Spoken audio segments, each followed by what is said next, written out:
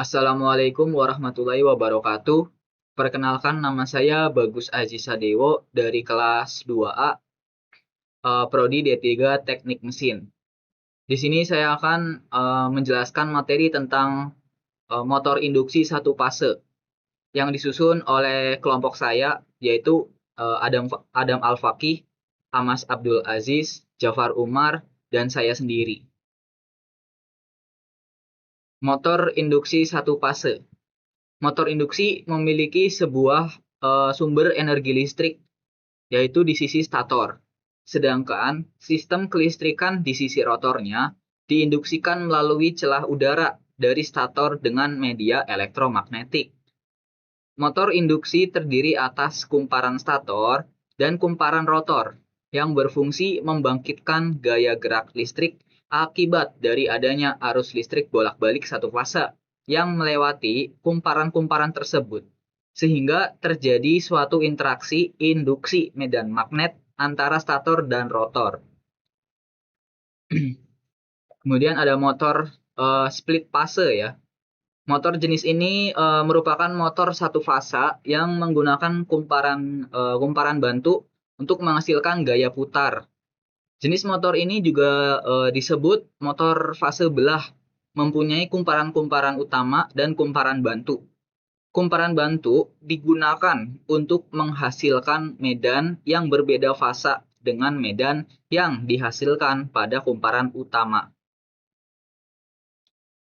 Motor split fase merupakan motor yang paling banyak digunakan di antara motor-motor listrik atau fasa lainnya. Karena motor ini memiliki banyak macam ukuran dan jenis. Misalnya, ada standar split fase motor split fase yang menggunakan kapasitor saat starting, dan yang ketiga ada motor split fase yang menggunakan kapasitor data starting dan running. Dan kemudian ada motor kapasitor. Motor kapasitor dibagi menjadi 3 ya.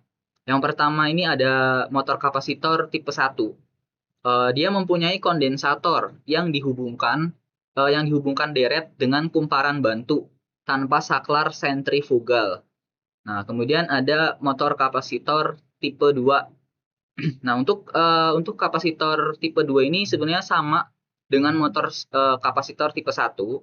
Cuman hanya pada motor ini dilengkapi dengan saklar sentrifugal. Beda dengan tipe 1 yang tanpa sentrifugal. Nah, untuk yang tipe 2 ini dilengkapi dengan saklar sentrifugal yang dihubungkan deret dengan kumparan bantu dan kondensator. Dan yang terakhir itu ada motor kapasitor tipe 3. Nah, untuk yang tipe 3 ini dia mempunyai dua buah kondensator yang keduanya bekerja pada satu star. Nah, akan tetapi setelah motor itu udah berputar, pada putaran penuh salah satu kondensatornya akan diputuskan oleh saklar sentrifugal. Gitu. Nah, kemudian ada kapasitor start. Nah, melalui sebuah kapasitor yang dipasang seri dengan kumparan bantu sehingga menaikkan arus pada kumparan bantu seperti pada gambar vektor. Nah, seperti pada gambar di sebelah ini ya. Dengan adanya kapasitor diperoleh torsi awal yang lebih besar jika dibandingkan dengan motor fase belah. Kemudian ada kapasitor permanen. Karena kapasitor terpasang secara terus-menerus, maka torsi yang dihasilkan baik pada saat start maupun setelah berputar nominal relatif tetap. Hal ini berarti bahwa motor ini banyak digunakan pada peralatan yang membutuhkan torsi baik awal maupun saat beroperasi yang relatif sama. Kemudian ada kapasitor ganda. Nah, pada saat start C1 dan C2 terhubung semua sehingga diperoleh beda fasa yang cukup besar nih antara arus pada lilitan utama dan pada lilitan bantu diperoleh torsi awal yang sangat besar. Nah, setelah putaran motor mencapai 70%, sampai 80% putaran normal nominal, kapasitor C1 terlepas, namun kapasitor 2 tetap terhubung. Dan kemudian ada motor kapasitor. Motor kapasitor satu fasa itu banyak digunakan dalam peralatan rumah tangga, seperti motor pompa air, motor mesin cuci, lemari es, dan AC ya, AC pendingin ruangan, dan penggerak kompresor. Konstruksinya sederhana dengan daya yang kecil dan bekerja dengan tegangan suplai PLN hanya 220 volt. Nah, oleh karena itu menjadikan motor kapasitor ini banyak dipakai pada peralatan rumah tangga.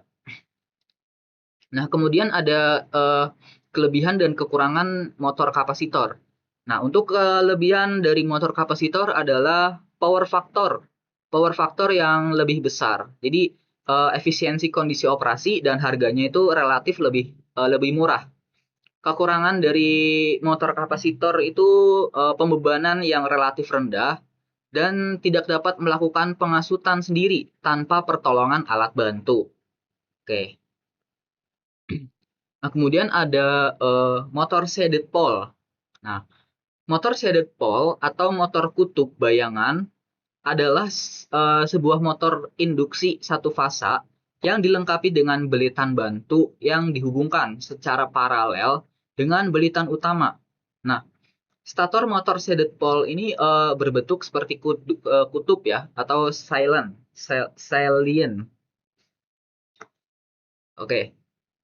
Motor ini juga digunakan pada rumah tangga juga ya, seperti menggerakkan kipas angin, blender, hair dryer, proyektor, mesin fotokopi, dan beban lain yang mudah digerakkan. Dan ada juga kelebihan dan kekurangan motor shaded pole. Kelebihannya itu biaya yang rendah, mampu memulai sendiri, sederhana dalam konstruksi, sifatnya yang kuat dan keandalannya dapat diandalkan gitu. Kekurangan dari motor shaded pole ini torsi awalnya itu rendah ya. Torsi awalnya itu sangat rendah, terus faktor dayanya juga rendah, kerugian tinggi, efisiensinya kurang, sulit dalam membalikan kecepatan karena membutuhkan cincin tembaga yang relatif mahal ya. Kemudian ada motor universal. Motor universal adalah motor seri arus bolak-balik juga. Konstruksi maupun karakteristik motor universal ini sama dengan motor seri arus searah atau motor seri DC. Nah, keuntungan motor universal ini juga dapat dioperasikan dengan sumber tegangan bolak-balik atau dengan tegangan arus searah pada nilai tegangan yang sama. Motor universal itu biasanya dipakai pada beban dengan momen asut yang tinggi. Nah, contohnya bor tangan, mesin gerinda, penghisap debu, perkakas dapur, begitu. Dan motor universal ini sering digunakan dalam vacuum cleaner, sewing mesin, hand tools, dan peralatan yang membutuhkan putaran tinggi. Nah, kemudian ada juga nih kelebihan dan kekurangan motor universal. Antara lain kelebihannya yaitu dapat dioperasikan pada dua jenis arus listrik, yaitu AC dan DC. Ya. Kemudian putarannya dapat dirubah, dapat dioperasikan dengan kecepatan tinggi, dan torsi start yang besar. Kemudian yang terakhir itu kelebihan beban menyebabkan putaran motor melambat, sehingga konsumsi daya itu relatif stabil. Nah, ada juga kekurangan dari motor universal, antara lain yang pertama itu butuh perawatan yang lebih, dan yang kedua efisiensinya rendah. Yang ketiga ini timbul percikan api pada sikat arangnya dan berpotensi menyebabkan kebakaran. Kemudian di sini ada contoh soal motor induksi satu fasa dengan daya output 10 kW, tegangan 500 volt dan arus 30 ampere. Dan cos theta 0,7 lagging Jika motor induksi tersebut bekerja pada frekuensi 50 Hz dan mempunyai 4 pasang kutub, motor tersebut dijalankan dengan putaran 1460 rpm, sedangkan resistensi dan reaktansi rotor berturut-turut adalah 10 ohm dan 4 ohm. Tentukan A. Hitung daya input, B. Efisiensi motor dan losses motor, C. Putaran motor dan slip yang terjadi, D. Torsi beban penuh dan torsi maksimum. Penyelesaian A. Menghitung daya input. Rumusnya yaitu pin sama dengan V I cos sama dengan yaitu V yaitu tegangannya 500, arusnya 30 ampere dikali 0,75 sorry, sama dengan 11.250 dikali sama dengan 11,25 kilowatt. Yang B, menghitung efisiensi motor dan losses motor.